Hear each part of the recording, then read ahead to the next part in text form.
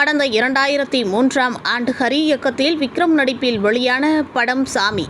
இந்த படம் மிகப்பெரிய வெற்றி பெற்றது. இதில் பெருமாள் பிச்சை என்ற வில்லன் கதாபாத்திரத்தில் தனது தனித்துவ நடிப்பால் ரசிகர்களின் கவனம் ஈர்த்த நடிகர் கோட்டா ஸ்ரீனிவாசராவ்.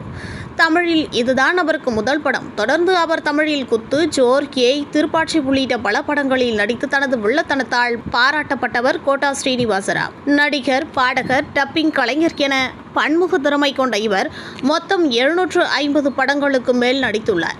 நாட்டின் உயரிய விருதான பத்மஸ்ரீ விருது பெற்றார் கோட்டா ஸ்ரீனிவாசராவ்.